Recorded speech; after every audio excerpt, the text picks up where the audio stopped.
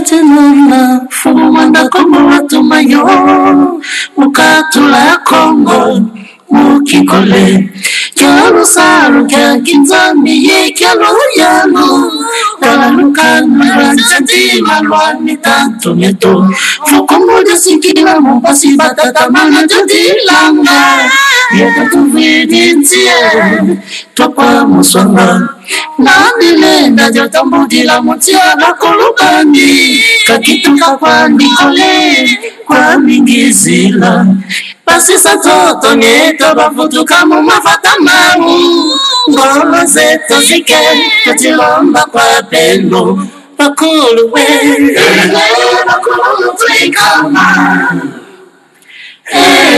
bakulu tuikama Vita ya ingoloyena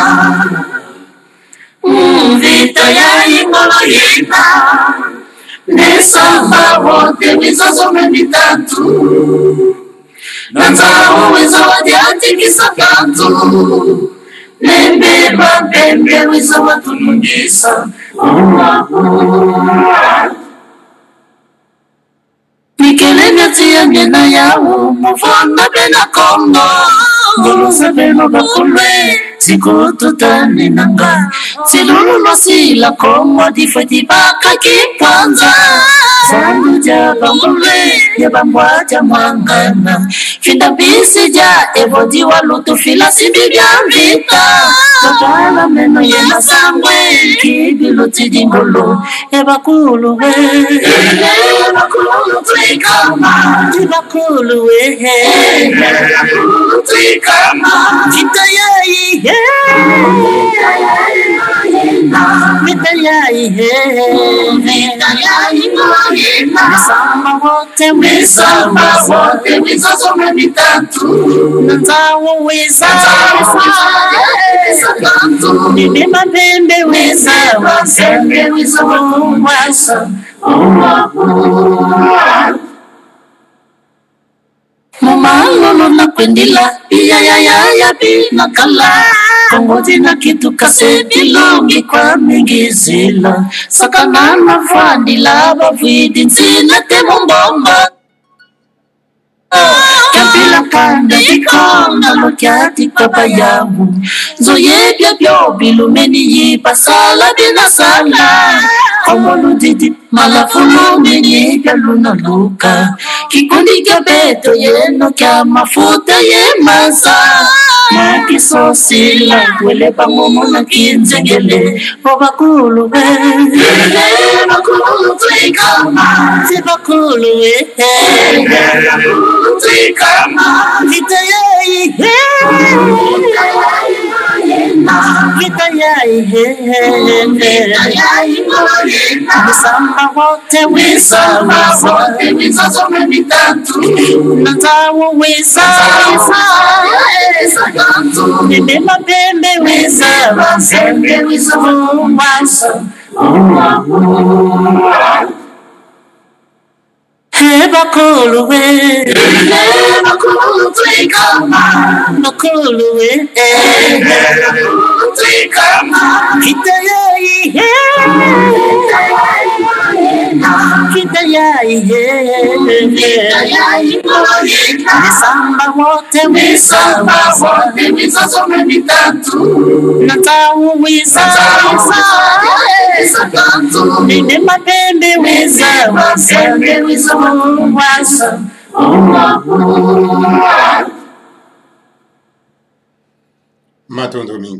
Matondo mingi bama batata bandeko balandi ya Kongo bololo tala biso wana toye lisusu antuka bomo mesano na pokwa na lelo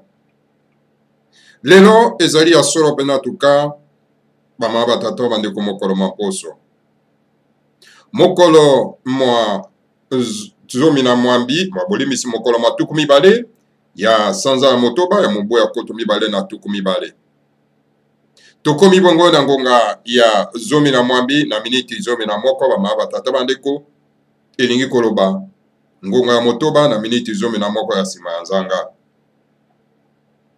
bama batata bandeko balandi ya Kongo bololo topesi bino banso bayenge Bambote pe balosako na bino banso balandi ya Congo bololo.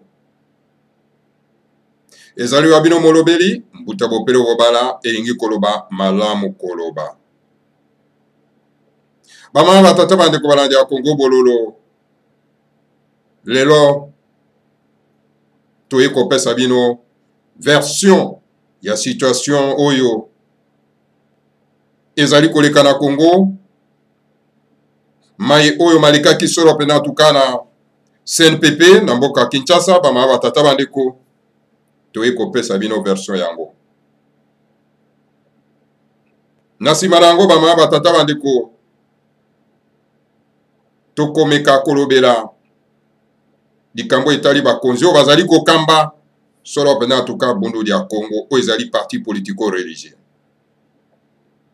Pe tokolobela bama batata bandeko na biso ya babena Congo bakongo na lolenge bango bazali ko se comporter bama batata bandeko na tango oyo solo pena tuka le chef saint de la race bato azana kati na likama. L'air est grave, maman batata bandeko balandi ya Congo bololo. L'air est grave. L'air est grave, maman batata bandeko. Ekomi ngonga oyo maman batata bandeko bakolo mabele batelemaka po ba prendre possession ya mabele na bango. Voilà un peu maman batata bandeko balandi ya Congo bololo. Mai oyo tokomeka ko manola solo pena tukana pokwa na lelo. Bama batata bandeko balandi ya Congo bololo. Bandeko babengaki ebele pona koyeba ndenge ni ebako koyeba situation ndenge ezalaki ko évoluer kuna na kati na Pumbu na mboka ya Congo na Kinshasa bama batata bandeko et pas le grand maître de Mondansé le chef saint de la race bantou. Dernière émission nanga na salaki ba maba tata bande kolanda ya Congo bololo. Et pas rappelé na pesa ki bino information était les grands maîtres ne mandat semi donc azali en bonne santé, azali bien portant. Wana ezalaki solo pena tuka ba maba tata bande ko mokoloma mitano si je m'abuse pas. Ezalaki na salaki émission na 14h ba maba tata bande ko. Alors donc bandeko bazwaki émission wana nakati na YouTube. Alors bayaki kobenga nga pona kotuna abime ndenge nini opesi biso information que les grands maîtres le monde entier mettre en bonne santé mais tout ko information a été donc situation sanitaire naie situation à santé naie et c'est dégradé que ba memi d'urgence sur en tout cas ba ma tata bandeko na une clinique, c'est-à-dire que na clinique universitaire. Alors, qu'est-ce qui s'est passé exactement?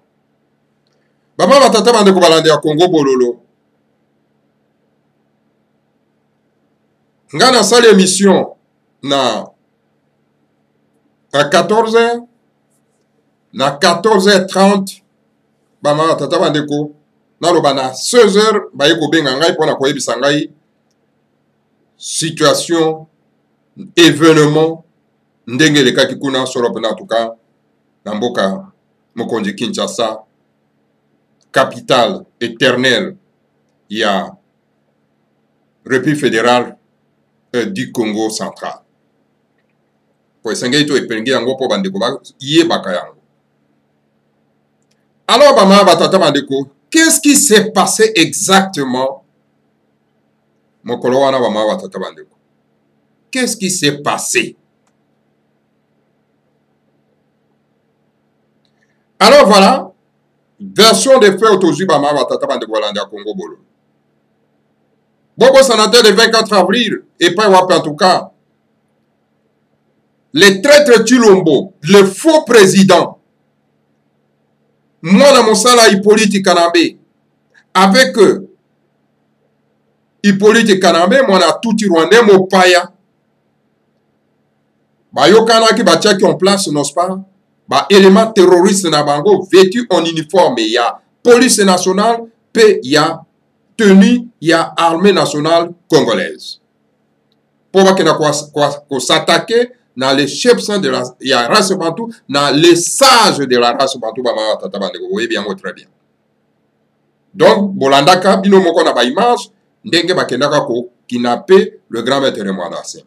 Le but principal, le but avisé, na ba élément terroriste wana, na Hippolyte Kanambe, le tout Rwandais Mopaya, avec Tulombo les traîtres, c'était donc d'éliminer dans Mokolo wana le 24 avril le grand maître Rwanda Sem. Alors,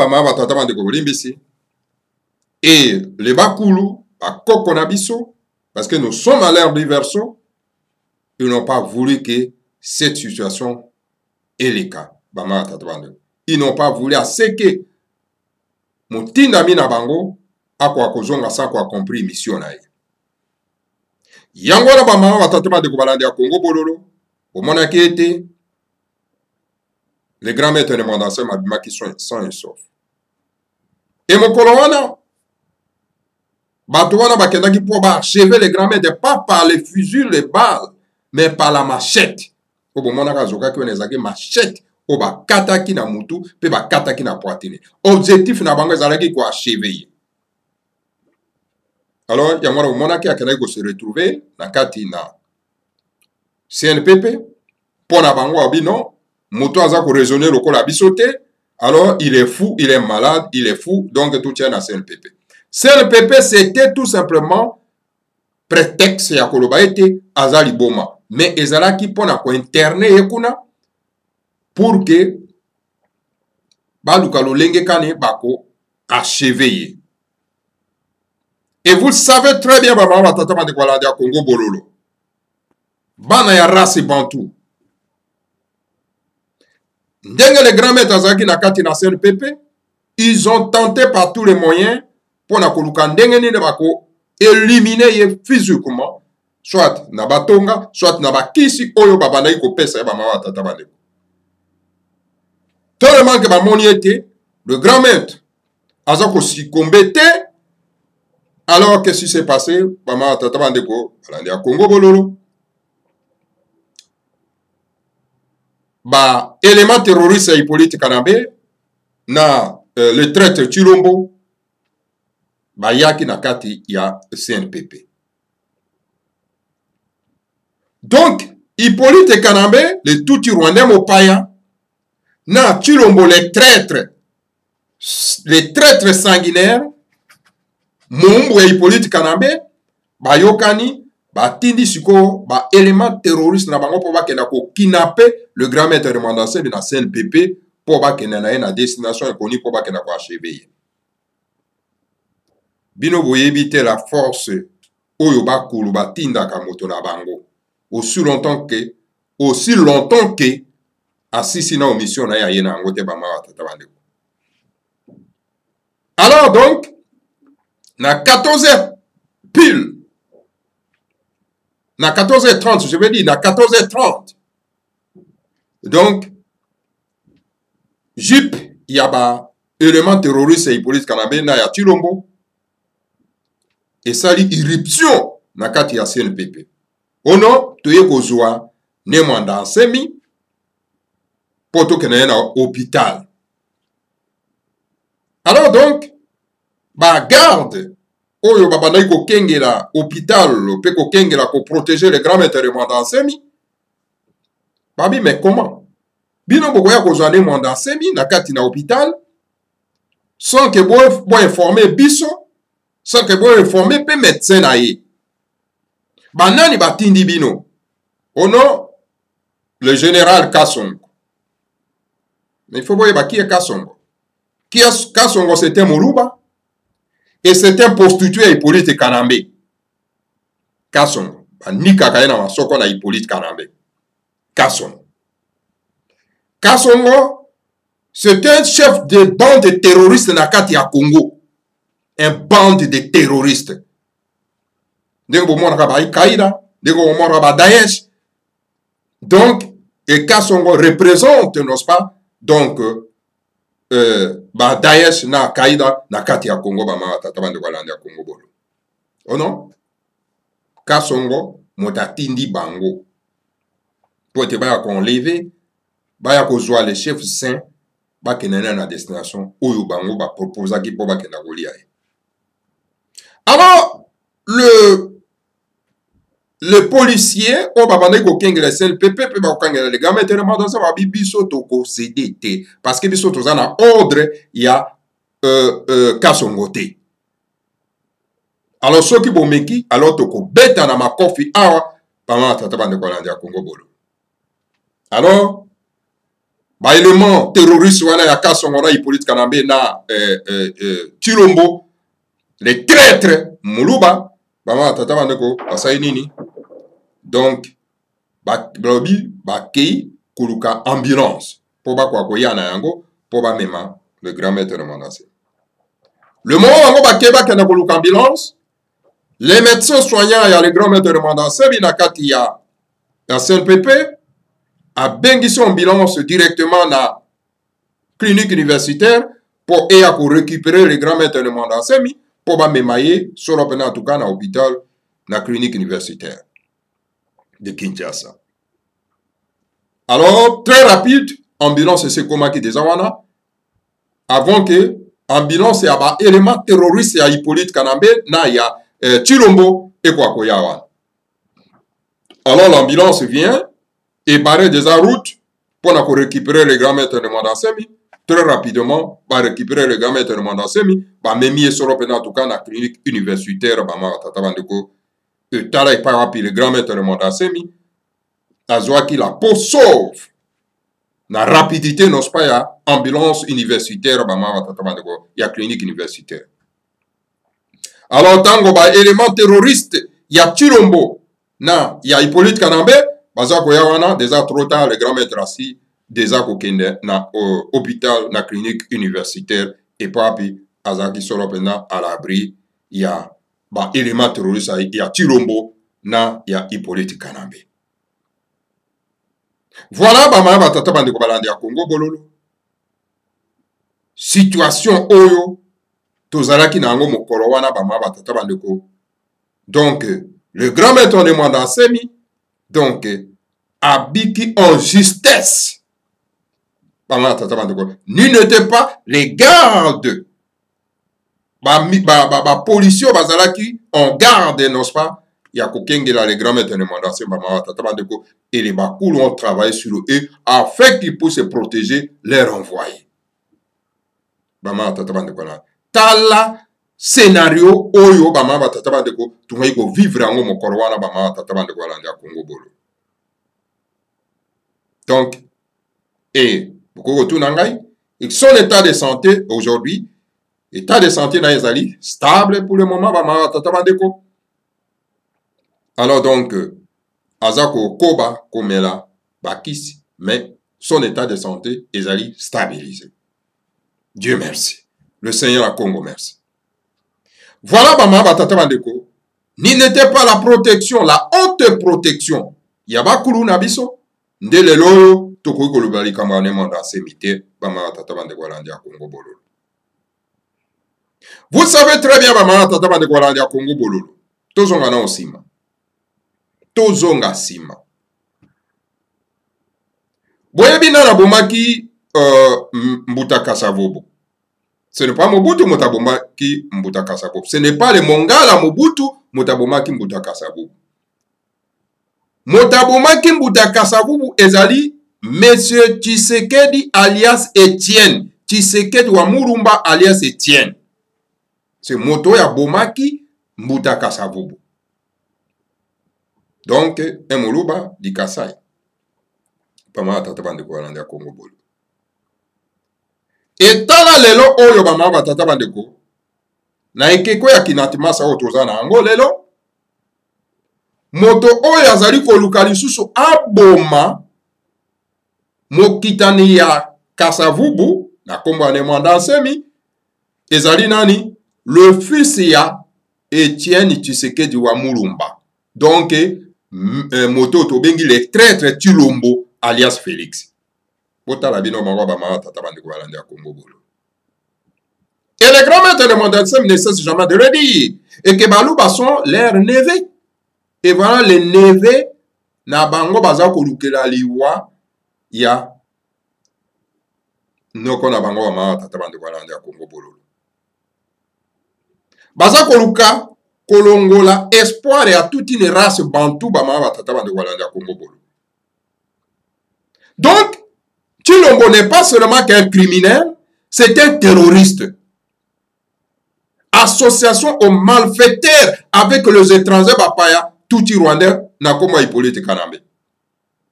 Donc, le kola papa na ye, a bomaka mutaka sabubu, na ko boya ko autorisé ye, a kena ko faire se soigner, na mokili Maputo. Alors, donc, voilà, bama batata bandeko. Il est là son fils.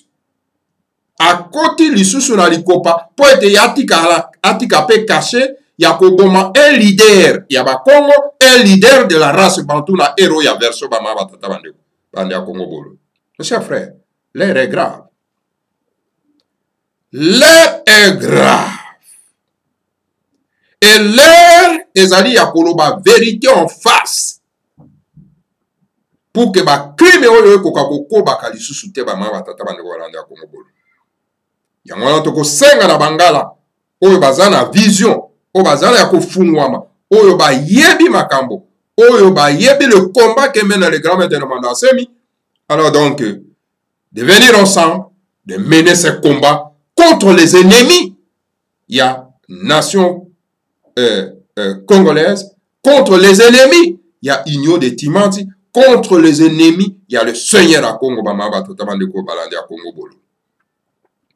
Tshilombo, le responsable, ces criminels, ces bandits, ces terroristes, vendeurs, il y a Batchekula, tala crime alinga iko commettre mon kolowana bama tatabandeko na collaboration na ye na mopaya les traîtres bama tatabandeko na mopaya babengi Hippolyte Kanambe bama tatabandeko l'air est grave.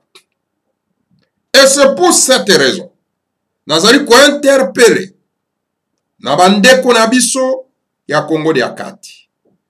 Ne Mandasemi n'est pas seulement le leader de Bakongo, comme vous le prétendez, mais c'est un leader de la race Bantou. Donc, Mawezali Kaka, ba race Bantou, ba lali pongi, baza koye ba ko s'identifier na leader na bangote ba mawa tata bandeko bande ya Congo bolo. Donc, ne Mandasemi azali donc ba mawa tata bandeko bibliothèque de la race Bantou. Ba tata bandeko. Ne Mandasemi c'était l'envoyé. Il y a le Seigneur à Congo pour na kolongola la race Bantou na passe au bakoti ba mama tata bande balande ya Congo bolo. Regardez la classe politique na kati ya Congo. Est-ce que ça c'est une classe politique oyo ko kambambo zwa motoloko la Tshilombo? Est-ce que Tshilombo peut devenir président? Il y a République du Congo, il y a République démocratique du Congo. Est-ce que Tshilombo a cette capacité? Tshilombo Kabos n'est pas vide. Ne peut pas devenir un président. Donc, moto ya ndenge wana, donc azo sala soni na baimbo kanyon so race bantu ba mama tata bando.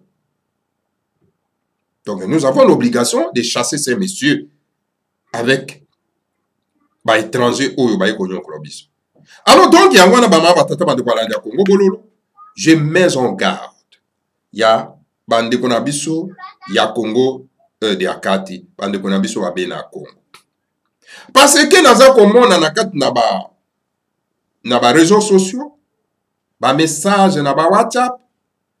En tout cas, mes chers frères, l'air est grave. L'air réalité ya kobeta na ba makofi. L'air réalité oyo donc ya kokota solo pena en tout cas ba maba tata bandeko na ba distraction. L'air est grave. L'ennemi veut détruire tout espoir de la race Bantou. Il est temps de venir comme un seul homme pour détruire cet ennemi-là. Hippolyte Kanambe, alias le faux Kabila, doit être mis hors d'état de nuire, s'il vous plaît, mes chers frères. Utilisons toutes les forces que nous avons en possession. Sokozali un vrai ndoki, utiliser bondoki na yo pour que to détruire l'ennemi. Ce qu'on a dit donc qu'on manipuler les forces de la nature, utiliser cette force de la nature pour détruire ces ennemis-là. Tulombo avec le Tulombo les traite avec l'imposteur, le faux Kabila qu'on appelle Hippolyte Kanambe. Utilisons toutes les forces que nous avons en possession pour détruire le Batouana parce que baye ko détruire la terre ancestrale nabiso. Donc ngonga oyo ezali ngonga ya kobeta na makofi te, ngonga ya kobeta na bambata te bamawa tata bande kolanda. Kongo bololo ndenge na za komona na ba réseaux sociaux. Je vous mets en garde de votre distraction. Vous êtes dans la distraction. Na biso bangombe balobi boy. Tango tata azali na bokono, azali na pasi, azako bela. Ata bino na kati na libota bozaki na ba division na bino. Division ekozala lisusu te, bokoya kosangana comme un seul homme pour sauver la vie de notre papa. Et à ce moment-là, ceux qui vit à notre papa, ils allaient sauver. Nde tokoya kofanda to solola to sala kinzonzi pona koyeba qu'est-ce qui s'est passé nini yango pona nini ekomeli biso boye alors pote to kwa koyeba ko remédier yango. Alors tous ceux qui lancent des petits messages, cela veut dire qu'ils sont heureux dans la situation où les grands maîtres azanango ba mawa tata bandeko barandia Congo bololo. Donc bazana bango ba toloba bando ki bato misala mabe et qu'ils sont contents, bazan a plaisir dans la situation tozana. Na koki kokota na likambo etali libala ya les grands maîtres de mandat semité. Parce que les mariages d'une personne boyebi ba aboutissement na yangote boza kokota na kati ba matata bandeko. Et nous devons faire beaucoup plus attention na esika wana ba matata bandeko. Le grand maître de mandat semité, c'est un être spirituel. Le plus grand que moi, ma petit pape, beaucoup misaka ya catholique na kati na Vatican.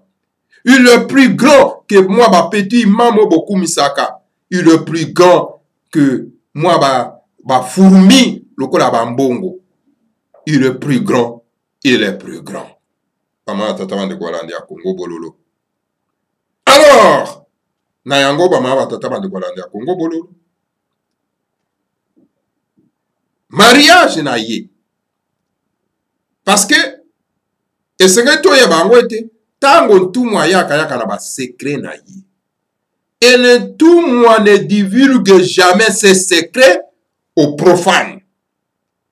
Il garde ses secrets jusqu'à na retour na ye parce que secret na ye zali arme na ye. Bama tata bande kwa landa Congo bolo. Le grand maître de Mandasemi aye na vita ya libération ya bana ya race bantu po tosila ko bunga. Lokola tosila ko bunga, alors la promesse était donnée pour na vita wana, alors le grand maître de Mandasemi aye pour na combat wana, mais aye avec ses secrets. Bozo ko kenda ko bundisa ilikambo oyo boyebi ata aboutissement na yango te. Boyebi ata tina na yango te. Et sengeli to mekana kozala na moi retenu moke pambate lobi nokito za to yoka soni lobi nokito yoka soni bama batata bande walanda Congo bolo. Vous pouvez vous prétendre que non, nous sommes dans 4 organisations pendant 30 ans, pendant 40 ans, etc. To yebi donc les grands maîtres de Mandasem mi force naie, mais attention,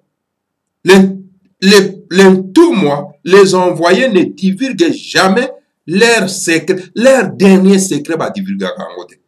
Et surtout encore dans le combat où les grands maîtres il y a Okolongola, Mukili na mabungo yotu kota na yango. Po ete tozonga solo pena na bosembo ba ma tata bado. Ce n'est pas facile. Alors donc, tout ce qui peut faire pour déjouer le coup des ennemis, alors donc, il ne faut pas vous lancer dans l'aventure. Il y a qu'à s'en prendre, n'est-ce pas, dans tout ce qu'il fait. Hein? Pour dire que non, mais écoutez, voix oyo à la kisibiso yango anate. Mais vous ne savez pas de quel jeu qu'il joue, Congo. Alors, il faut faire beaucoup plus attention. Kozala un peu modéré, kozala peu na moi retenu parce que lobby noki okokoka kotala misolikolo te Congo. Voilà le message. Donc, ngonga oyo nde ezali ngonga ya unité. Ya kotala notre père qui souffre, notre frère de la race ou azali menacé par les étrangers. Mboka ezali occupé par la minorité Tutsi. Nous devons les chasser. Pour qu'on les chasse, nous devons parler d'une seule voix, d'un seul langage et mener notre combat d'une manière coordonnée. Voilà mon message. Ya ba bena Congo, ya ba Congo na ndenge na yoka ba koti na distraction ba ma tata bande Golanda Congo bolo. L'air est vraiment grave. Je vais m'adresser maintenant ba ma tata bande ko au vice-président ya Bundu dia Congo. Parce que Bundu dia Maya n'existe pas. Ce qui existe, c'est que Bundu dia Congo, qui est un parti politico-religieux.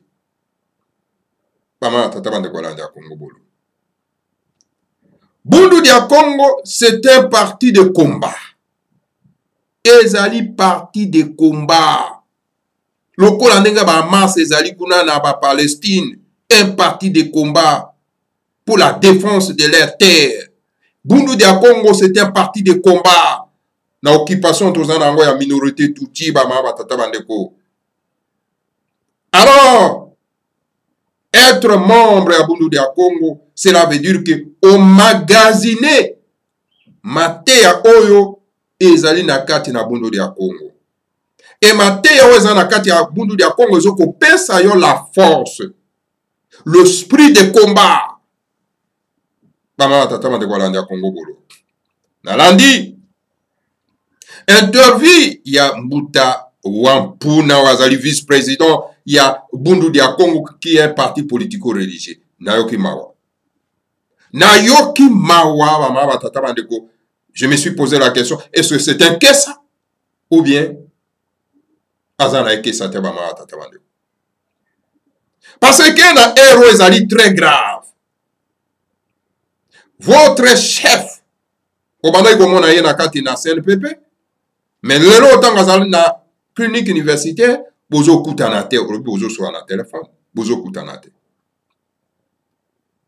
Oyebi son état de santé maintenant. Alors, pour na kozwa parole,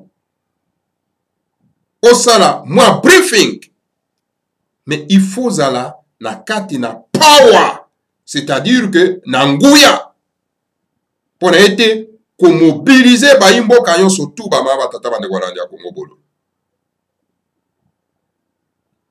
C'est ça va sentir que non, il n'y a pas un vide. Donc vous devez incarner le franc-parler Yané Mandansemi. Vous n'incarnez pas le franc-parler de Mandansemi. Et vous êtes le vice-président Yabundu dia Congo, un parti politico-religieux. Regardez Hamas. À chaque fois qu'on abat un leader d'Hamas, il y a un autre leader Azako s'émerger avec la même idéologie, avec les mêmes combats. Alors donc, vous êtes à côté d'un chef et c'est qu'il faut hériter ce genre de combat, ce genre de comportement. Alors, à un moment où le grand maître de Mandansemi a failli affleurer la mort. Et pour maintenant entrer en contact avec un Landinaye et Sengeli pour galvaniser la foule. Dire la vérité, dire tout haut et demander, n'est-ce pas, na bande konabiso banso race bantu bakoka ko tellement pour défendre notre frère. Nemwandasemi, c'est notre frère. Ce n'est pas le frère de Batuti. Et les Batuti n'ont pas le droit de venir sur notre terre ancestrale et éliminer notre frère de la race. Donc, esengeli kopesa maloba ya nguya na baimboka yo surtout pour utiliser la force ya kotelema, la force ya ko défendre notre frère ou azali na situation grave ou epa wapi la coalition tuti balingi ko sala ya mabe ba maba tata bande ko landa Congo bolo. Mais vous parlez lokola si ndeko azali na situation ya o ezali confortable. Parce que même un téléphone, ozo ko pesa même pas téléphone. Vous avez peur de quoi? Mais, mes chers frères, soko soko di na ebale, oebi na oko nangete mais oza na kati kati ebale. Yoko banga siko liwa? Non, pas du tout. Banga tata bando. Adas ya bakonge lobi, bafua, basala. Ça, c'est l'adage aux anakati na bundu dia Congo. C'est-à-dire, bundu dia Congo, c'était un mouvement politico-religieux, un mouvement de combat. Ce qu'on choisit ko kota kuna, cela veut dire que au lati esprit à combat. Je suis venu en tenue rouge. C'est un esprit de combat. C'est une tenue de combat. C'est ça, bundu dia Congo. Combat de quoi? De la libération de la race noire. De la libération, donc, il y a occupation, il y a coalition Tutsi. Les Tutsi, les terres, ce n'est pas le Congo. Ba pesa bango, ba bele na bango, sengeli ba se contacter na ma bele oyo tatanza ba pesa bango. So ki ba kite pa na bango ba ye pa na biso. Po na ko sala mayemba bango baza ko sala na kati na mboka na biso. Nous avons l'obligation d'utiliser tous les moyens pour les chasser. Et non de collaborer avec eux, le Kolandenge, les traîtres Chilombo, alors donc, Chilombo a hérité le comportement, le caractère de son père, qui a éliminé Mbutaka Savubu, et lui maintenant, Alingi Siko a éliminé Mokitane Akasavubu, Nemwanda Asemi. Alors donc, Pande Konabiso Bakongo, Pande Konabiso Arase Bantu, alors tout Telema. L'heure est grave, Ngonga Kotelema Yangoyo, pour été pour défendre notre frère. C'est notre frère du sang. Notre frère du sang. Nous devons le défendre. Alors donc, nous voulons voir les langages. Il y a fort. Il y a pour mobiliser. Non. Beaucoup de non, mais c'est le problème politique. Regardez Mandela. Il y a un C. Tango bakangi Mandela na régime apartheid. Bomona kindenge bandeko ya Soweto batelemaka. Et depuis batelema wana ti jusqu'à la libération ya Mandela. Mais comment ça fait dire que ils sont en train de faire souffrir notre frère de race et qui mènent un combat? Il y a biso. Alors donc, pas moi minorité moko boy. Baza ko luka toujours par tous les moyens pour éliminer biso to kango ba maboko, toza ba ko tala, toza ko swana kande na ba réseaux sociaux, na ko sala kande ba message, ya patati patata, message ya ba bololé ba ma batata ba de ko landa ko, message ya ba bololé. Vous devez mettre fin à ça. L'heure est grave, il y a unité nationale. Bon moko pour tout mener un combat, il y a libération ba ma batata ba de ko landa Congo bolo.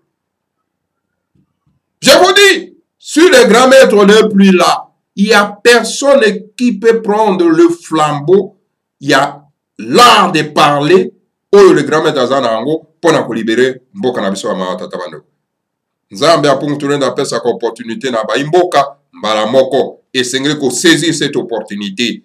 À cause ya boinga na biso, à cause ya amoureux, ya bonzambe na ba paya. Alors donc, on combat notre frère qui mène un combat de la libération spirituelle, politique et donc et scientifique. Voilà, le message, vous pouvez vraiment lancé na ba konzi ya bundu dia Congo. Et sengele bo changer stratégie na bino. Et sengele bo changer lobeli na bino. Et sengele lobeli na bino comme lobeli ya nguya. Et lobeli ya force, ya menace. Et lobeli ya kotel misamande ko na biso. Bala la pongite. Oh ba muso ba koti na zamba, on n'a pas besoin ba kota na zamba.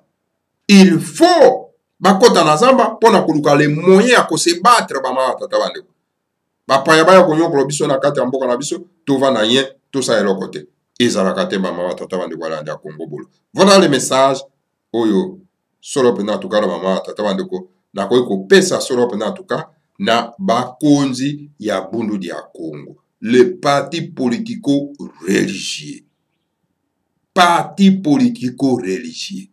Eza na bonzambe na kati, eza na politique na kati, eza na science na kati, ba ma batata bande kwa lande ya Congo bolo.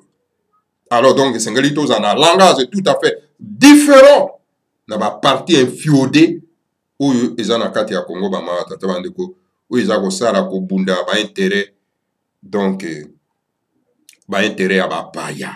Ba parti oyo ko bundela ba intérêt ya ba paya. On n'a pas besoin de ça na kati ya Congo. Voilà, ba mama tata bande kwa landi ya Congo bololo.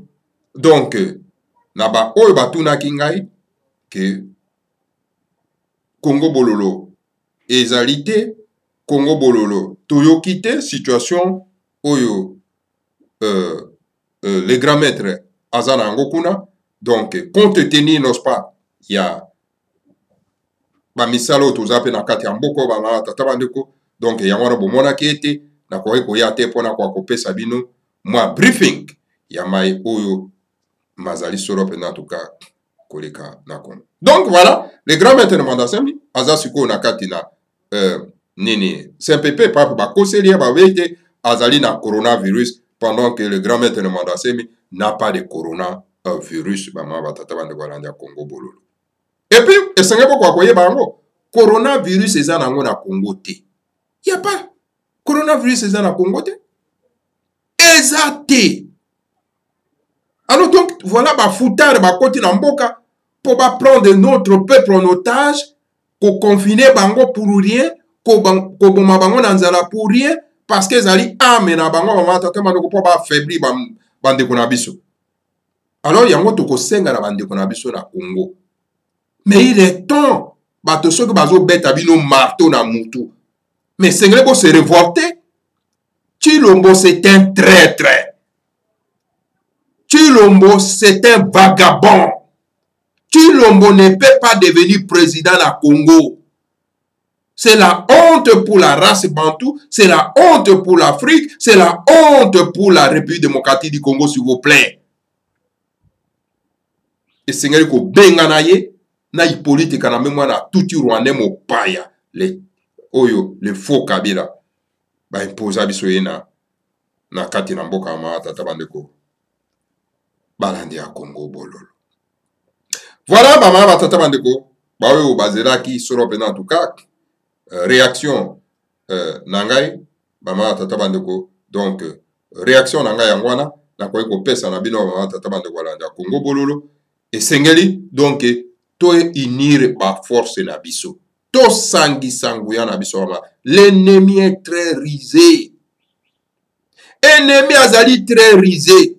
Aligné par tous les moyens pour que à détruire tout l'espoir et à race bantu pa ma tata bandeko. Et bino bato oyo bosi bo fungoli miso. Bino bato bosi bo fungoli bongo. Et sengeli ko terma comme un seul homme. Pona ko bunda bitumba oyo. Bitumba oyo ezali seulement bitumba ya ne Mandasemi seul te, mais ali bitumba ya race bantu yo surtout ba oyo ba fungoli miso pe baza ko comprendre ces combats là comme nous autres ba ma batata bande ko landa Congo bolo. Mes frères, soki bato ba ko nyongo bino na kati ya mboka esengete bokanga maboko. Il faut se défendre. Il faut qu'on se défende. Ba mama bilenge ba yaya ba leki tout le monde. Utilisons tous les moyens pour to bengana batouana. Hein? Tala batolo kola barubeo. Un Rwandais tout fait, un Motuti Rwandais tout fait. Qu'est-ce que lui fait au Congo? Et puis, bah, tu es ministre à décentralisation. Namboko ezali a yete. Bama tatabana. Un Hippolyte Kanambe, moi, na tout Rwandais, mon paya. Tout le monde sait très bien que c'était mon paya. A régné Nambo Kanabino pendant 20 ans. C'est un monstre qu'il faut détruire. Un Jeannette Kanambe, oyo, ça fou. Aza kokenda kopesa bouquet de fleurs. Kopesa nguya na mopaya po a régné na kati ya mboko ya bakoko na ye. C'était mopaya. Bama tata bande wala ndia Congo bolo. Mais quelle honte! Toujours ça na kati ya mokilo. Soni toujours ça na kati ya mokilo. Eza na suka te bama tata bande. Et sengeli to lakisa mokilike. Tozali bato et nous avons le nguya ya ko se battre pour na ko bengala bapaya oyo ba ye ko bebisa mboka. Tala ndenge mboka ekufi. Tala ndenge bandeko ba sosifie bandeko na biso. Tala ndenge ba conchalde bandeko na biso. To vandaka to liaka to talaka to lobate ba lobi na biso na bokoko na biso. Soki ndoka bloki yo belela noki mongongo ekokenda. Monoko bati yango pona koloba. Ezali arme mobimba. Bama tata bande kwa landi ya Congo bolo. Ezali arme mobimba. Tobunda. Donc, bitumbo ezali pour tout le monde. Que ce soit les enfants de Nemandassé, doivent se mettre au combat. Ils doivent se mettre au combat. S'ils ne se mettraient pas au combat, non mais ça va au Congo bolo. Ils doivent se mettre au combat. C'est un combat de tout le monde. Bama tata bande kwa landi ya Congo bolo. Alors, garde na ba opportuniste. Ba opportuniste. Boke ba na bango. Boke ba na ba opportuniste. Bazo ko ba langage moko ya nini ya sympathie ba ma tata ba entre autres Matezol. Hein? Autre Matezol. Matezol sait ce qui se passe, n'est-ce pas? Nakati ya situation, les grands maîtres de mandat, c'est maman tata bande walanda Congo bolo. Hein? Ce n'est pas le fils digne d'un pays. Moto azako kenda ko s'afficher na bi politique na même opaya motuchi. Ou azako bebe samboka, lui il a le plaisir ya ko s'afficher na ye ko zana ye na kati na plateforme na bango. C'est un criminel. Vous pouvez pas donner nos pas des paroles comme ça maman tata bande ko bande Congo bolo o ya ko croire non seulement que na bateau ba za un petit esprit. Mais pas les gens qui ont de grands esprits comme nous autres. Ça, c'est se moquer des gens. Jusqu'à quand on va continuer, dans nos propres frères, va se moquer cannabiso. Alors, il est temps, il y a Kofungola miso bama batata bandeko. Alors, tout 5 solo en tout cas, na bandeko na biso, na base ya bundu dia Congo. Base ya bundu dia Congo, c'est na Congo central. Réveillez-vous, mes chers frères. Notre frère est en danger.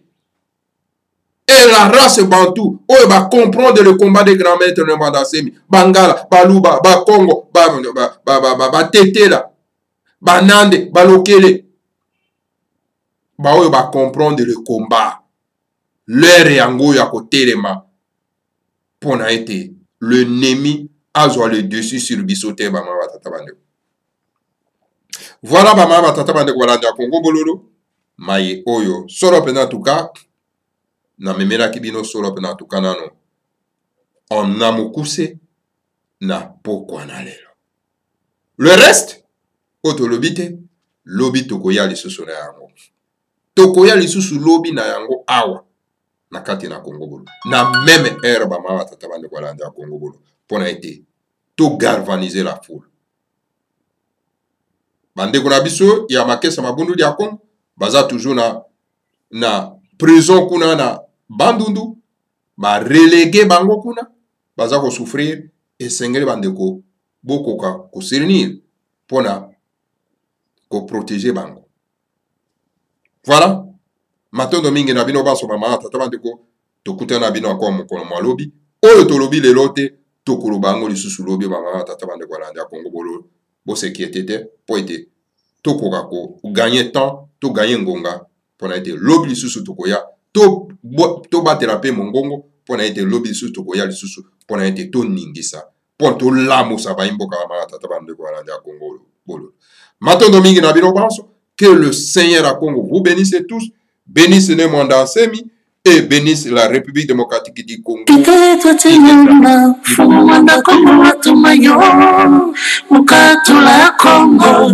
Mukikole Jerusalem kya kinzami ye kya loyalo Talukana Santi malwani tanto meto Fukumu de sikila mupasi batata mana jadilanga Yede tuvidintie Tokwa musonga Nandile ndajo tambudila mutia Nakulubani Kakituka kwa nikole Kwa mingizila Pasisa toto nyeto bafutuka mu mafatamamu Ngolo zeto zike Katilomba kwa pendo Bakulu we Bakulu tuikama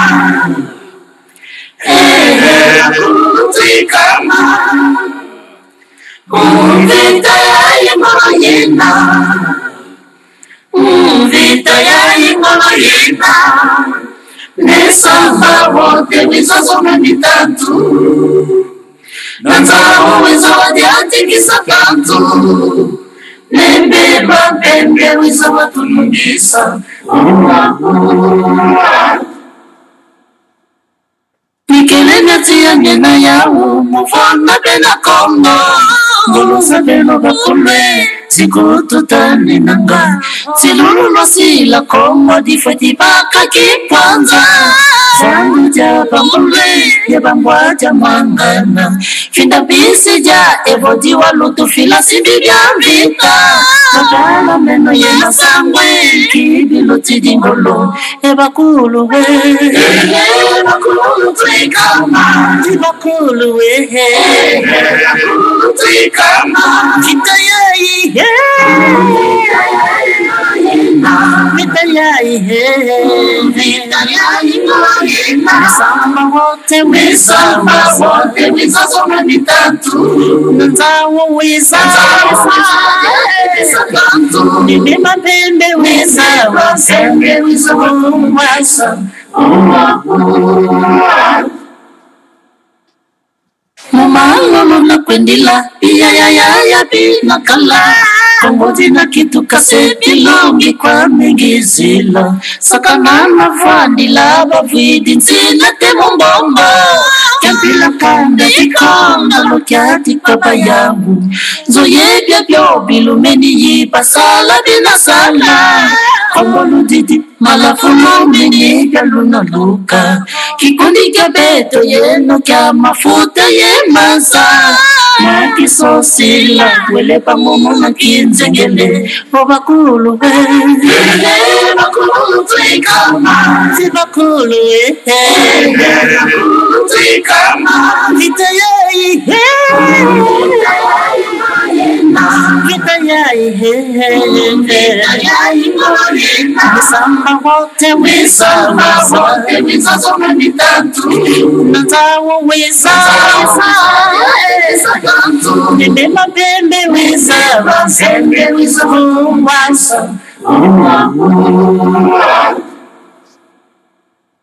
Bakulu we Bakulu tuikama Bakulu we Bakulu tuikama Vita yai Vita yai Misamba wote wiza Soma mitatu Nanzawo wiza Nime mapembe wiza Wasembe wiza wasa